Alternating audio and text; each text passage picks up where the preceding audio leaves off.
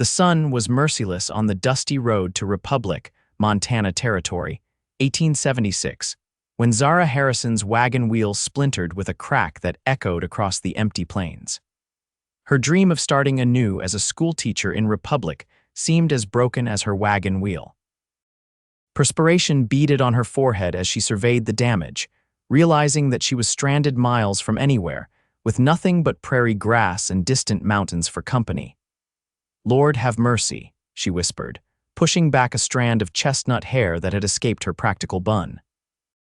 At 22, Zara had faced hardship before losing both parents to influenza back in Boston had taught her resilience, but this desolation was different. It was absolute. She'd just begun to calculate how long her remaining water might last when the sound of hoofbeats approached from the west. Instinctively, her hand moved to the small Derringer pistol hidden in the folds of her skirt. The tales of road agents and outlaws were not merely fireside stories. The rider appeared silhouetted against the setting sun, tall in the saddle of a magnificent Palomino. As he drew closer, she could make out the broad shoulders beneath a dust-covered duster, the shadow of stubble on a sun-weathered face, and eyes as blue as Montana's endless sky. "Looks like you've got yourself in a predicament, madam," he said, tipping his hat. His voice carried a hint of Virginia, smooth yet roughened by years in the West. "The wheel," Zara explained, gesturing helplessly. "It simply gave way." The stranger dismounted with the easy grace of a man who'd spent more time on horseback than on foot. He knelt beside the broken wheel, examining the damage with careful hands. "Beyond repair without a proper wheelwright," he concluded, standing and dusting off his hands on his worn denims. "Next town's Republic, 20 miles west. Republic is precisely where I'm headed," Zara said. "I'm to be the new schoolteacher." The man's eyes, those startlingly blue eyes, assessed her with newfound interest. "That's so. Town's been waiting on a teacher since old Mrs. Jenkins passed last winter." "And now I'll never arrive," Zara sighed, looking at her possessions strapped to the broken wagon. "Everything I own is here." The stranger looked at the road ahead, then back at the broken wagon, then finally at Zara. A decision seemed to settle in his expression. "Then this is where you're found, Miss Harrison, Zara Harrison, Miss Harrison." He extended a calloused hand. "Mason Owens. I've got a ranch 10 miles north of here. We can shelter there tonight, and I'll bring you and your belongings to Republic tomorrow." Zara hesitated. Accepting help from an unknown man went against every lesson in propriety she'd ever learned. But the alternative was a night alone on the prairie, vulnerable to elements and worse. "You needn't worry about your reputation," Mason added, as if reading her thoughts. "My ranch hand's wife will be there, proper as a church on Sunday." Relief washed over her. "Thank you, Mr. Owens. I accept your kind offer." Within the hour, they had transferred her most essential possessions to his horse. Mason insisted she ride while he walked alongside, leading the Palomino by the reins. The rest would be collected tomorrow. "How long have you been in Montana Territory, Mr. Owens?" Zara asked, trying to ease the awkward silence between them. "Since '68. Came west after the war." "Wasn't much left for me in Virginia." "You fought for the Confederacy," a shadow crossed his face. "I did, not something I speak on much these days. I apologize for bringing up painful memories." Mason shook his head. "No need, war taught me what matters." Out here, a man is judged by his actions, not his past. As they traveled, Zara observed her rescuer. Despite his weathered appearance, there was a gentleness to him, particularly in how he handled his horse. His shoulders, broad and strong, spoke of years of hard work, yet there was an unmistakable dignity in his bearing. "And you, Miss Harrison, what brings a Boston lady to Montana Territory? Republic isn't exactly the finishing school type of town." Zara smiled, surprised he'd detected her origins. "How did you know I'm from Boston? Your accent may be slight, but it's there." "I needed a fresh start," she admitted. "After my parents died, there was little keeping me in Boston. Teaching positions are abundant out west, and the pay is better. Though I suspect the challenges will be greater as well." "Republic's a good town," Mason said. "Rough around the edges, but decent folk. Children need learning, especially out here where life is hard. You'll be doing important work." His words warmed her. In Boston, her decision to head west had been met with disbelief and warnings. Mason was the first person to suggest her choice might have merit. As the sun began to set, a modest ranch house came into view. It wasn't grand, but it was well maintained, with a barn, corral, and bunkhouse visible beyond. Smoke curled from the chimney, promising warmth within. "Welcome to Silvergrass Ranch," Mason said. "Not much, but it's home." A plump woman with graying hair hurried from the house as they approached. "Mason Owens, you had me worried sick. Dinner's been waiting." She stopped short at the sight of Zara. "Oh, I didn't realize you had company." "Mrs. Finch, this is Miss Zara Harrison, Republic's new schoolteacher. Her wagon broke down on the Eastern Road. She'll be staying the night, and tomorrow we'll bring her things to town." Mrs. Finch's face lit up. "A schoolteacher, mercy me, what a blessing. Come in, come in. You must be exhausted, poor dear. I'll heat some water for a bath, and we've got plenty of stew." Zara found herself ushered into a simple but comfortable home. The main room served as both kitchen and living area, with a stone fireplace dominating one wall. The furniture was sturdy and functional, crafted more for durability than beauty, but there were touches: handmade quilts, pressed wildflowers in frames that spoke of care. "I'll leave you ladies to it," Mason said, removing his hat. "I need to see to the horses and speak with Finch about tomorrow's work." As he left, Mrs. Finch guided Zara to a chair at the table. "Sit, sit. You look ready to drop." She bustled about, ladling stew into a bowl. "So, a schoolteacher from back east, Republic's been needing one something fierce. Those children are running wild as jackrabbits." "I'm eager to begin," Zara said, accepting the bowl gratefully. The stew was rich with vegetables and meat, the most substantial meal she'd had since leaving the stagecoach line 3 days ago. "Mason's a good man for helping you, Mrs." Finch continued, settling opposite her. "Not surprising, though. Always been one to lend a hand where needed. Have you worked for Mr. Owens long, going on 5 years now? My Finch manages the ranch hands and I keep house. Mason's wife passed during a terrible winter in '70, childbed fever. The baby, too," Mrs. Finch's voice lowered. "Nearly destroyed him. Threw himself into building this ranch after that. Doesn't socialize much, keeps to himself mostly." The information cast Mason in a new light. His solemnity wasn't merely a cowboy's reserve, but a grief carried close. After dinner, true to her word, Mrs. Finch prepared a bath in a small adjoining room. The warm water was a luxury Zara hadn't expected, and she sank into it gratefully, washing away days of travel dust. Later, dressed in a clean nightgown from her rescued belongings, Zara was shown to a small bedroom. "Mason's sister stayed here when she visited last spring," Mrs. Finch explained. "It's not fancy, but the bed's comfortable." "It's perfect," Zara assured her. "Thank you for your kindness." Left alone, Zara crossed to the window. The Montana night was alive with stars, more than she'd ever seen in Boston's skies. In the distance, she could make out Mason's figure by the corral, his posture suggesting he was deep in thought. She wondered what kind of man he truly was, this Confederate soldier turned rancher, who had stopped to help a stranded stranger and opened his home without hesitation. There was a story there, one that intrigued her despite her best efforts to remain detached. Morning brought clear skies and the smell of coffee and bacon. Zara dressed in her second-best dress, a practical blue cotton that had survived the journey relatively unwrinkled, and joined the household. Mason was already seated at the table, deep in conversation with a lean, gray-haired man she assumed was Mr. Finch. Both men stood as she entered.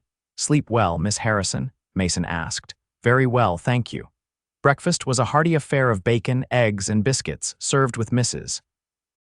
Finch's homemade preserves.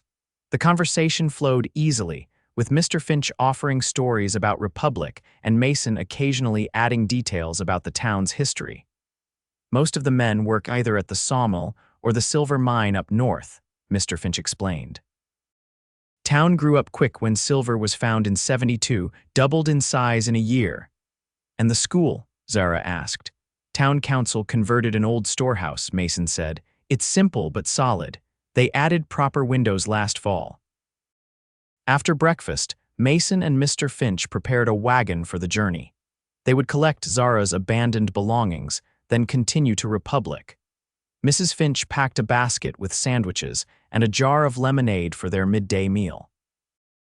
As they set out, the morning sun warming their backs, Zara found herself studying Mason's profile.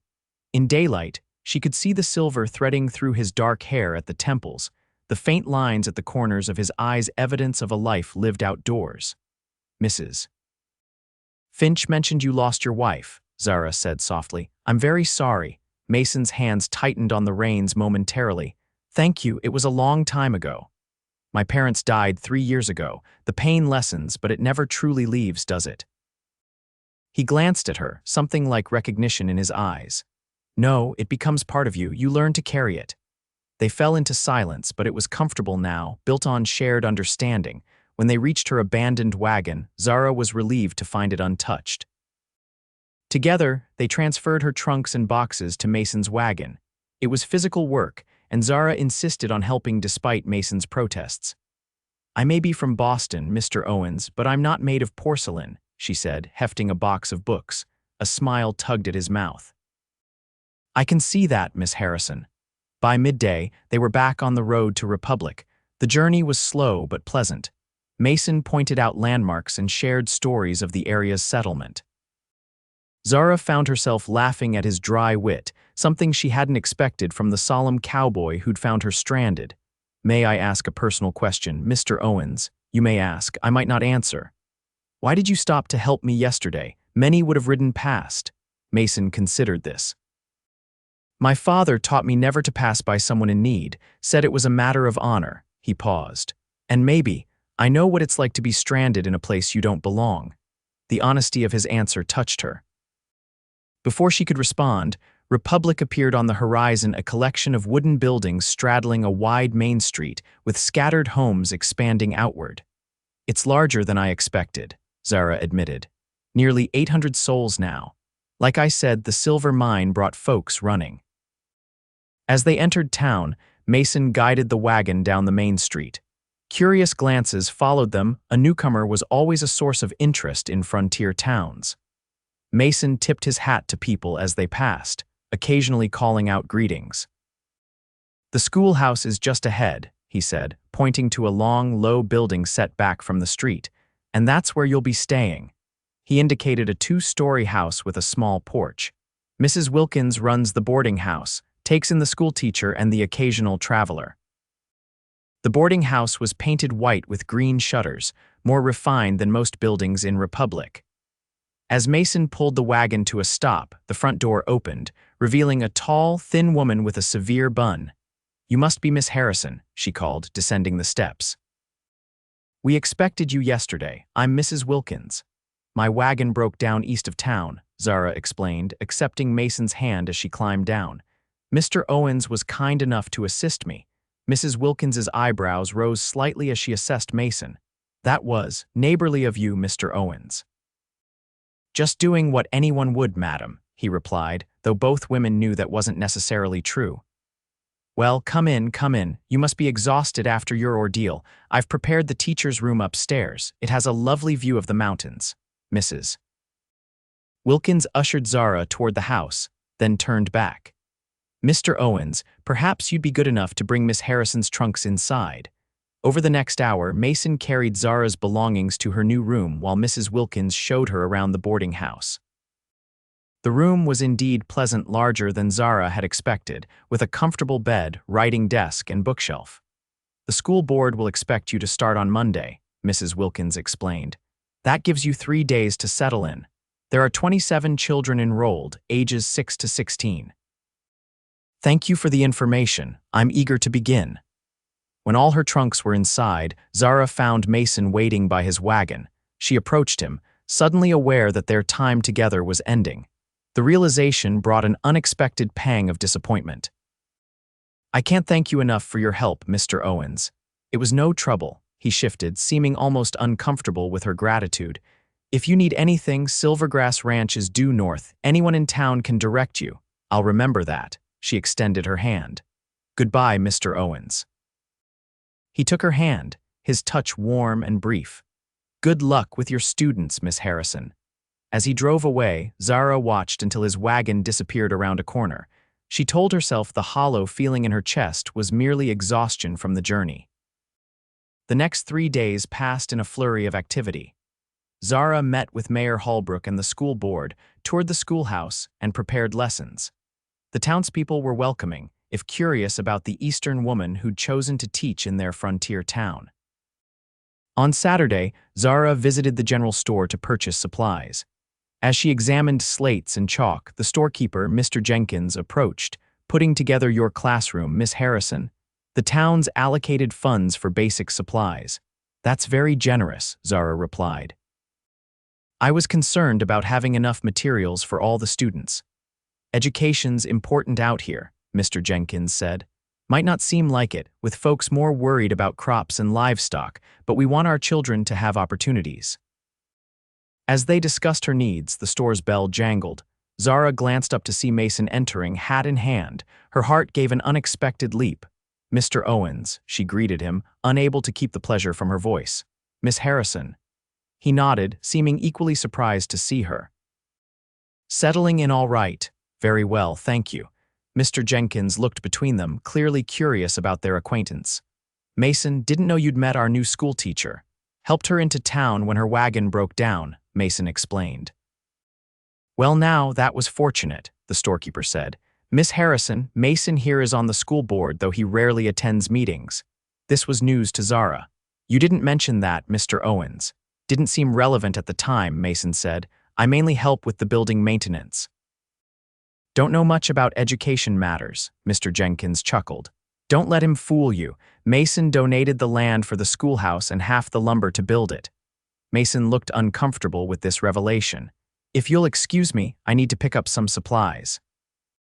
He moved toward the back of the store, effectively ending the conversation. When Zara finished her purchases, she found Mason waiting outside, leaning against a hitching post. "I wanted to ask if you needed anything from the ranch," he said. "Mrs. Finch sent along some preserves she thought you might enjoy." From his saddlebag, he produced a small basket covered with a checkered cloth. Inside were jars of preserves and a loaf of fresh bread. "How thoughtful," Zara said, genuinely touched. "Please thank her for me." "Will do," he hesitated. "The school board's holding a welcome dinner for you tomorrow night at the hotel restaurant. I hope you'll attend." "Of course. Will you be there as well?" Something like regret crossed his features. "I don't generally attend social functions." "That's a shame. I was hoping to see a familiar face." Their eyes met, and for a moment, Zara felt a connection that transcended their brief acquaintance. Then Mason broke the gaze, clearing his throat. "I should get back to the ranch. Good day, Miss Harrison." As he rode away, Zara found herself thinking that Mason Owens was perhaps the most intriguing man she'd ever met, and that Republic, Montana, might hold more adventures than she'd anticipated. Monday morning arrived clear and crisp. Zara dressed with care in her best teaching dress, a navy blue affair with white trim that was both professional and practical. She'd arranged her hair in a neat bun, wanting to make a good impression on her students. The schoolhouse bell rang at 8 o'clock, summoning children from all corners of Republic. They arrived in groups, some well-dressed and clearly from prosperous families, others in patched clothing that spoke of harder circumstances. All shared the same curious expressions as they filed into the schoolhouse. Zara stood at the front, watching as they found seats on the simple benches. 27 faces stared back at her, ranging from eager to suspicious. "Good morning," she began. "I'm Miss Harrison, your new teacher. Before we start our lessons, I'd like to learn a little about each of you." The morning progressed better than she'd dared hope. The younger children were enthusiastic, while the older ones, particularly the boys nearing adulthood, were more reserved but respectful.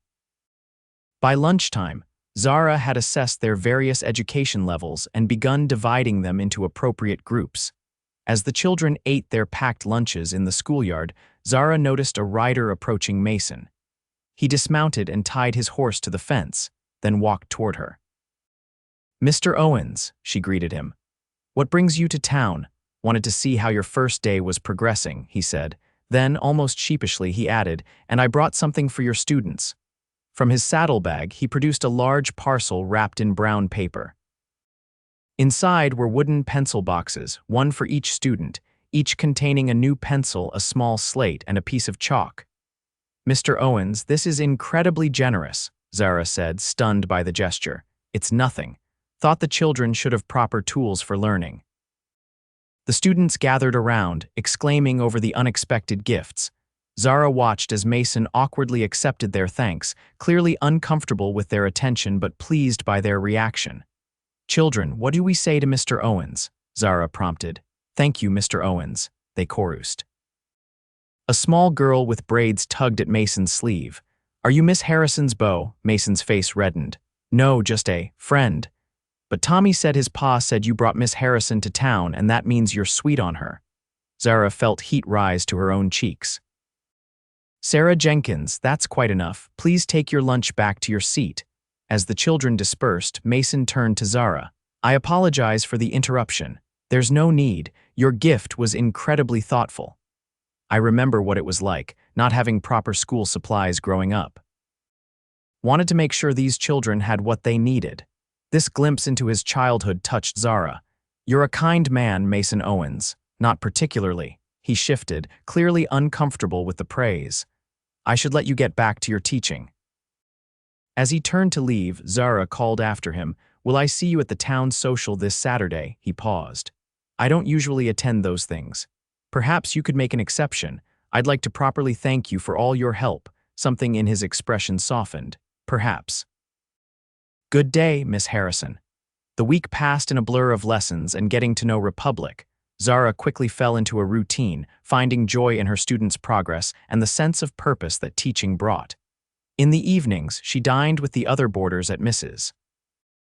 Wilkins's table, learning more about the town's history and residents.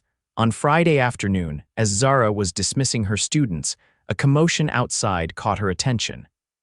A group of men on horseback had ridden into town, their manner suggesting trouble. From snippets of conversation among the townspeople gathered on the street, Zara gathered they were from a neighboring ranch that had been feuding with local farmers over water rights.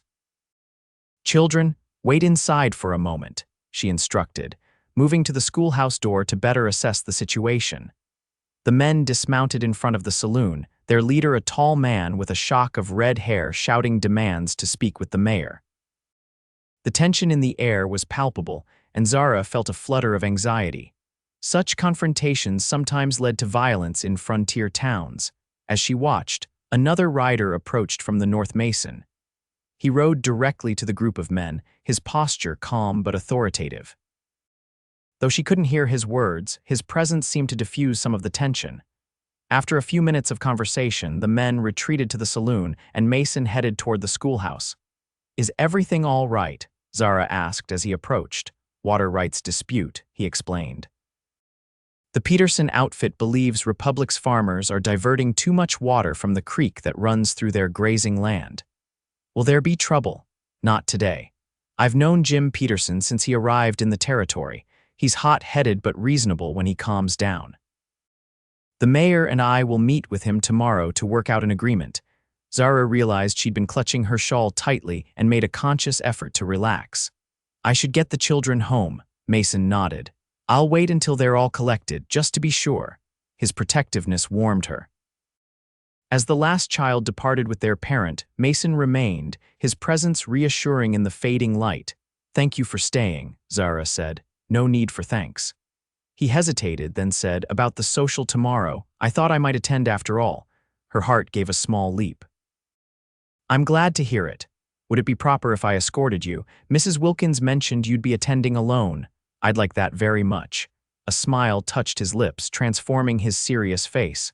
"I'll call for you at 7 then." Saturday evening found Zara nervously adjusting her best dress, a rose-colored silk she'd brought from Boston, more fashionable than practical.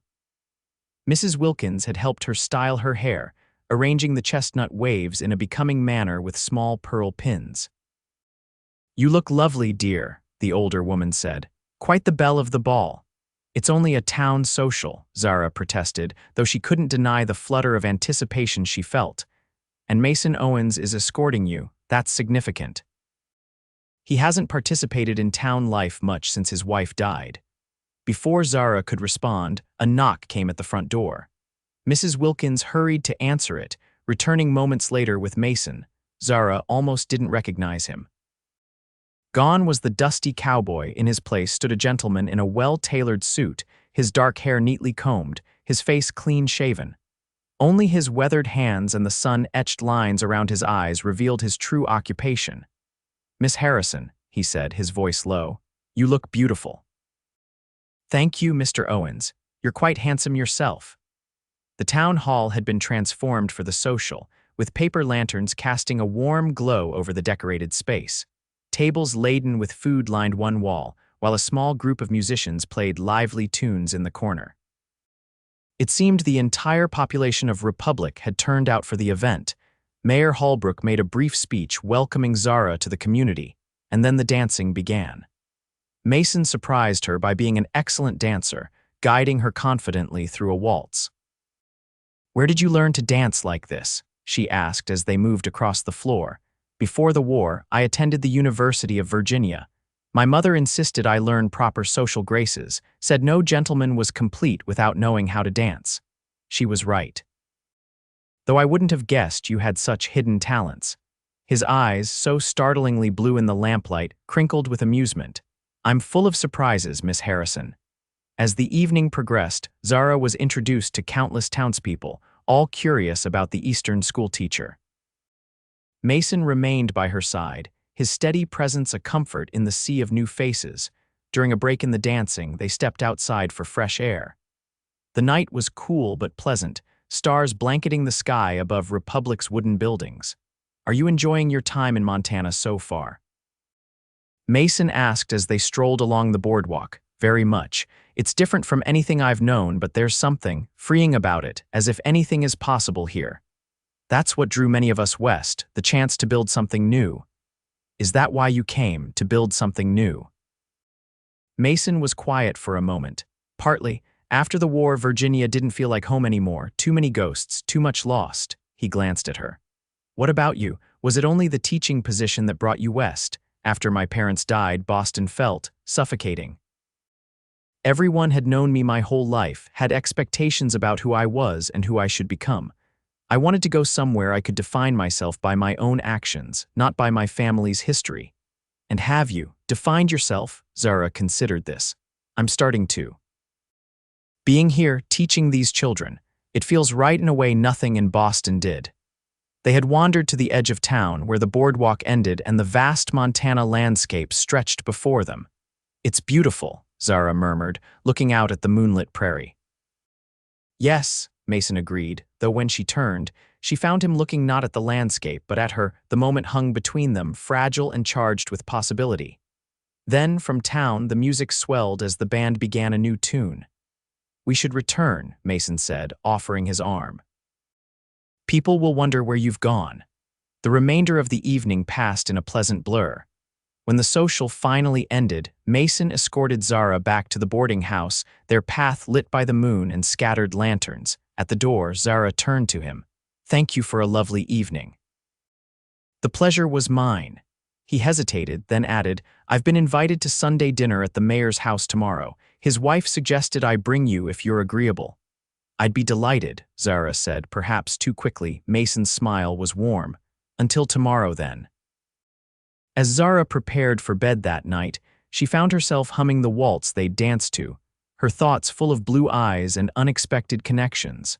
The weeks that followed established a pattern. Zara taught during the week, quickly growing to love her students and the challenges of frontier education. Mason visited Republic regularly, often finding reasons to stop by the schoolhouse. On Sundays, they attended church together, followed by social calls or quiet rides exploring the surrounding countryside. Republic noticed. Whispers and knowing smiles followed them, but Zara found she didn't mind. There was something undeniably forming between them, something neither had expected but both welcomed. One crisp October afternoon, as golden leaves drifted from the cottonwoods lining Republic's Main Street, Mason invited Zara to visit Silvergrass Ranch. "Mrs. Finch has been asking after you," he explained, "and I'd like to show you the changes we've made since you were there." They rode out together on horses from the town livery. Zara, who had learned to ride during her weeks in Republic, enjoyed the freedom of the open country. The mountains rose purple in the distance, their peaks already dusted with early snow. Silvergrass Ranch had transformed with the season. The summer grasses had turned golden, rippling in the breeze like waves on an inland sea. The ranch house itself looked more welcoming, with pumpkins decorating the porch and smoke curling from the chimney. Mrs. Finch greeted them with enthusiastic hugs. "Look at you, Miss Harrison. Montana agrees with you. You're positively glowing." "Teaching agrees with me," Zara replied, though she knew her happiness stemmed from more than just her profession. After a hearty lunch, Mason took Zara on a tour of the ranch. He'd expanded the barn, added new corrals, and built a root cellar to store vegetables through the winter. His pride in his accomplishments was evident in every explanation. "It's impressive," Zara said as they stood on a ridge overlooking the property. "You've built something remarkable here." "It's a good life," Mason agreed. "Hard work, but satisfying. Do you ever miss Virginia, your family there?" "Sometimes. My sister writes regularly. She's been after me to visit, but," he shrugged. "This is home now." Zara understood. She rarely thought of Boston these days, except when writing to her former neighbors who had taken an interest in her western adventure. As they watched the sunset paint the landscape in hues of gold and crimson, Mason turned to her. "Zara, there's something I've been meaning to ask you." Her heart quickened at his use of her first name. "Yes." Before he could continue, Mr. Finch appeared, riding hard toward them. "Mason." "Riders coming from the east. Looks like Peterson and his men, and they don't appear friendly." Mason's expression hardened. "Get back to the house, Zara. Stay with Mrs. Finch." "What's happening?" "The water dispute." It was supposed to be settled last week, but Peterson wasn't satisfied with the terms. He guided her toward the house. "Please go inside." Reluctantly, Zara obeyed, watching from the window as 5 riders approached. The confrontation appeared tense, with Peterson gesticulating angrily while Mason remained calm. Eventually, the riders departed, but Mason's posture suggested the issue was far from resolved. When he returned to the house, his expression was grim. "Peterson claims one of our hands diverted water from the creek onto our grazing land. Says he has evidence." "Did you?" Zara asked. "No, we've been careful to respect the agreement, but Peterson's convinced we're cheating him." Mason ran a hand through his hair. "I need to ride into Republic tomorrow, speak with the mayor. This could get ugly if we don't resolve it." The tension cast a shadow over the remainder of their visit. As Mason escorted Zara back to town, their conversation was subdued, both preoccupied with the potential for conflict. At the boarding house, Mason helped Zara dismount, his hands lingering at her waist. "I'm sorry about today. It wasn't what I planned." "There's no need to apologize. These things happen," he nodded, but his mind was clearly elsewhere. "I'll see you at church tomorrow." But Mason wasn't at church the next morning, nor did he appear in Republic on Monday. By Tuesday, Zara's concern had grown into worry. After dismissing her students, she approached Mayor Holbrook as he left his office. "Have you heard from Mr. Owens? He mentioned needing to speak with you about the Peterson situation." The mayor frowned. "No, and it's unlike Mason to miss an appointment. I was considering sending someone out to check on him." "I'd like to go," Zara said, surprising herself with her determination. "Mrs. Finch knows me, and I'm concerned." Mayor Holbrook hesitated. "It might not be proper, Miss Harrison, you going alone. I'll take Tommy Jenkins with me," she decided, referring to one of her older students whose father owned the general store. "He's 16 and a responsible young man." An hour later, Zara and Tommy were riding towards Silvergrass Ranch, the boy clearly excited by the adventure. "Pa says the Petersons are trouble," Tommy commented as they rode. "Says they've been trying to push smaller ranchers out since they arrived." "Let's hope it hasn't come to that with Mr. Owens," Zara replied, urging her horse to a faster pace. As they approached the ranch, Zara noticed something was wrong. No smoke rose from the chimney, and the usual sounds of activity were absent. An uneasy silence hung over the property. "Wait here," Zara instructed Tommy, dismounting at the edge of the yard. "Miss Harrison, I should go first," the boy protested. "If there's trouble, just be ready to ride for help if needed," she said, already moving toward the house. The front door stood partially open. Zara called out, "Mrs. Finch, Mr. Owens. No response. Heart pounding, she pushed the door wider. The main room was in disarray, chairs overturned, dishes broken on the floor, signs of a struggle. Mason, she called, fear tightening her throat. A groan came from the bedroom. Zara rushed forward to find Mason lying on the floor, a bloody gash on his forehead, his left arm bent at an unnatural angle. Mason, she knelt beside him, relief washing over her when his eyes fluttered open. Zara, his voice was weak. You shouldn't be here. Peterson's men, they're gone now, she assured him, examining his injuries. What happened? Came in the night, 6 of them. Finch and I fought, but he tried to sit up, grimacing in pain. The Finches, I'll find them, don't move. Zara hurried to the door. Tommy. Come quick and bring water. As Tommy rushed to help, Zara searched the property. She found Mrs. Finch in the root cellar, bound but unharmed. Mr. Finch was in worse shape, discovered in the barn with a nasty head wound, but he was conscious and mobile once freed. Within hours, Zara had organized the scene. Mason was moved to his bed, his arm splinted according to Mrs. Finch's instructions. Tommy had ridden to Republic for the doctor and the sheriff, while Mr. Finch, despite his injuries, checked on the livestock. They took 6 horses, he reported grimly, and left a warning, said this is what happens when we steal their water. Zara sat beside Mason's bed, bathing his forehead with a cool cloth. This is outrageous. They can't just attack you on your own property. Welcome to frontier justice, Mason said weakly. Sheriff Taggart won't do much. Peterson has too many connections. Then we'll find another way to resolve this, Zara insisted. But first, you need to recover. The doctor arrived by evening, confirming that Mason's arm was broken and setting it properly. He stitched the gash on Mason's forehead and left medicines for pain and infection. He'll heal, Dr. Wilson told Zara, but he needs rest and care. The concussion is my main concern. I'll stay with him, Zara decided. Miss Harrison, that wouldn't be proper, Mrs. Finch began. Propriety be damned, Zara said, surprising them all with her vehemence. He needs nursing, and you're needed to help your husband and manage the ranch. I'm staying. Sheriff Taggart arrived as the doctor was leaving. His investigation was cursory at best, his sympathy limited. No proof it was Peterson's men specifically, he concluded, ignoring the boot prints and distinctive horse tracks Mr. Finch had pointed out. Could have been any outlaws passing through. This is absurd, Zara fumed after the sheriff departed. They attacked you in your home. Mason, more alert now but still weak, reached for her hand. It's how things work out here sometimes, Zara. The strong prey on the weak. You are not weak, she said fiercely. And neither am I. We'll find a way through this. That night, after sending a message to Mrs. Wilkins explaining her absence, Zara kept vigil at Mason's bedside. His fever rose and fell, and during the worst of it, he spoke deliriously of Virginia, the war, and his late wife. Elizabeth, he murmured, I'm sorry, couldn't save you. Zara held his hand, offering what comfort she could.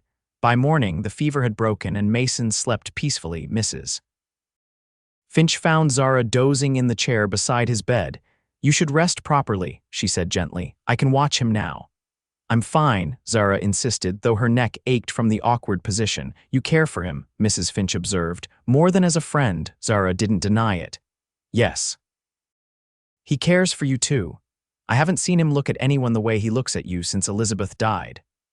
The knowledge warmed Zara, giving her strength for what was to come. Over the next week, Zara divided her time between teaching in Republic and caring for Mason at Silvergrass Ranch. The town rallied around them, with neighbors helping with ranch chores and bringing food. Even the children contributed, sending handmade cards and small gifts for their benefactor. Mason's recovery was slow but steady. By the end of the week, he was able to sit on the porch, his arm in a sling but his mind clear. You should return to town, he told Zara as they watched the sunset. People will talk. Let them, she said simply. I'm more concerned about what Peterson might do next. I've been thinking about that. Mason's expression was determined. I won't let him drive me off my land, but I won't risk anyone else getting hurt either. What are you planning? Before Mason could answer, hoofbeats approached. Zara tensed, fearing Peterson's return, but it was Mayor Holbrook who appeared, accompanied by several town council members. Mason, the mayor called, dismounting, We need to talk." The conversation that followed was intense. The town had received a proposal from Peterson. He would drop all claims and end the conflict if Republic granted him exclusive water rights to the eastern branch of Silver Creek. That would leave half a dozen small farms without irrigation, Mason protested. It's extortion. It's peace, one councilman argued. Peterson has the men and the means to make life difficult for everyone. Zara listened, her indignation growing. So you'll sacrifice the small farmers to appease a bully. What happens when he wants more? Mayor Holbrook looked uncomfortable. Miss Harrison, I understand your concern, but these matters are complex. They're not complex at all, she interrupted. They're about right and wrong, justice and injustice. If you give in now, you're telling Peterson he can take whatever he wants through violence. Her words hung in the air. Mason's hand found hers, squeezing it in silent support. The schoolteacher has a point, another councilman admitted. Where does it end if we capitulate now? After further discussion, a decision was reached. The town would stand firm, refusing Peterson's demands and instead proposing a fair water sharing agreement overseen by a committee of landowners including Peterson, but not dominated by him. He won't like it, Mayor Holbrook warned. Then we'll be ready, Mason said, his voice steady. Together. Word of Republic's decision spread quickly. For days, the town existed in a state of tense anticipation, waiting for Peterson's response. Mason, though still recovering, moved back to the ranch, insisting he needed to be there to protect his property and workers. Zara returned to her boarding house but visited Silvergrass Ranch daily. On a crisp November morning, she arrived to find Mason examining a rifle on the porch. "Is that necessary?" she asked, dismounting. "I hope not," he replied, "but I won't be caught unprepared again." They spent the day going over ranch accounts, with Zara offering suggestions for organization based on her teaching experience. As afternoon faded into evening, Mason invited her to stay for dinner, which Mrs. Finch served with her usual enthusiasm. "You're good for him, Mrs." Finch whispered to Zara as they cleared the dishes. "He smiles now. Before you came, that was rare." After dinner, Mason suggested a walk. The night was clear and cold, stars brilliant above them. They strolled toward the creek that had become the center of so much conflict. "Hard to believe something so beautiful could cause such trouble," Zara mused, watching the water shimmer in the moonlight. "It's not the creek," Mason said. "It's people's greed, their need to control." He turned to her. "Zara, I need to tell you something." The seriousness in his tone made her heart flutter. "Yes. When I found you on that road, your wagon broken, I had no intention of getting involved in anyone else's life. After Elizabeth died, I decided it was easier to be alone." He took her hand, his touch gentle despite his calloused skin. "But then you came along, with your courage and your determination, and suddenly being alone didn't seem appealing anymore." Zara's breath caught. "Mason, I love you, Zara Harrison. I didn't expect to, didn't want to, but it happened anyway. And if Peterson's men ride in tomorrow and burn this ranch to the ground, I'll still count myself fortunate because I met you." Tears pricked at Zara's eyes. "I love you too, Mason. I came west looking for a new beginning, and I found it with you." He drew her close, his kiss gentle at first, then deepening with a passion that left her breathless.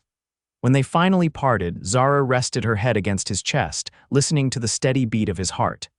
"Marry me," Mason whispered against her hair. "Not after the trouble with Peterson is resolved, not when it's convenient or proper. Now, soon." Zara looked up at him, her decision already made.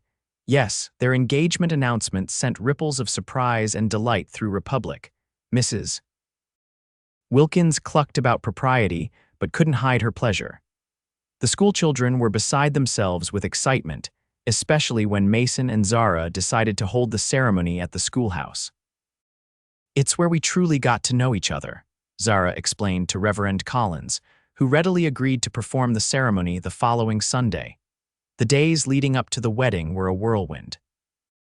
Women from town helped Zara prepare a special dress, while men assisted Mason in making repairs to the ranch house that had been neglected since the attack of Peterson. There was no sign which made everyone more nervous, not less. "He's planning something," Mr. Finch insisted. "He won't let this go." But as Sunday approached, even the threat of conflict couldn't dampen Zara's joy. On the morning of the wedding, she dressed in a simple cream-colored gown adorned with lace from Mrs. Jenkins's cherished collection. Her hair, arranged by Mrs. Wilkins, was styled with fresh wildflowers collected by her students. The schoolhouse had been transformed, with benches arranged in rows and autumn flowers decorating every surface. It seemed all of Republic had turned out for the occasion, filling the small building to capacity. Mason waited at the front, looking handsome and slightly nervous in his best suit, his arm still in a sling but his stance strong. When Zara entered, escorted by Mayor Holbrook, who had happily agreed to give her away, Mason's face lit up with a joy so pure it brought tears to her eyes. The ceremony was simple but heartfelt. Reverend Collins spoke of love's endurance through hardship, of building a life together in this challenging frontier. When Mason and Zara exchanged vows, their voices were clear and certain. "I now pronounce you husband and wife," Reverend Collins declared. "You may kiss your bride." Their kiss was met with cheers and applause from the assembled townspeople. As they turned to face their friends and neighbors, Zara felt a sense of belonging stronger than anything she'd experienced before. Republic was home now, and Mason was her family. The celebration moved to the town hall, where tables groaned under the weight of potluck dishes prepared by seemingly every household in Republic. Music, dancing, and laughter filled the afternoon. Even Sheriff Taggart attended, offering gruff congratulations and a promise to keep an eye out regarding the Peterson situation. As the festivities continued, Zara found a moment alone with her new husband. "Happy?" Mason asked, his eyes crinkling with his smile. "Completely," she assured him. "Though I'll be happier when we're home." "Home," he repeated. "I like the sound of that." Their departure was delayed by well-wishers, but eventually they mounted their horses and rode towards Silvergrass Ranch, escorted partway by a group of boisterous young men who considered it their duty to see the newlyweds safely home. Once alone, they rode in comfortable silence, the beauty of the Montana evening surrounding them. As they approached the ranch, Mason suddenly tensed, raising a hand for Zara to stop. "What is it?" she whispered. "Smoke." His voice was tight, coming from the direction of the house. They crested the rise to a devastating sight. The ranch house was ablaze, flames leaping high into the darkening sky. Nearby, several men on horseback watched the destruction Peterson and his hands. "No," Mason spurred his horse forward, Zara close behind. Peterson turned at their approach, his expression smug. "Evening, Owens. Seems you've had some bad luck." "You'll pay for this," Mason growled, dismounting. The law," Peterson laughed. "Sheriff's busy in town at your wedding. By the time he gets here, there'll be nothing left but ashes."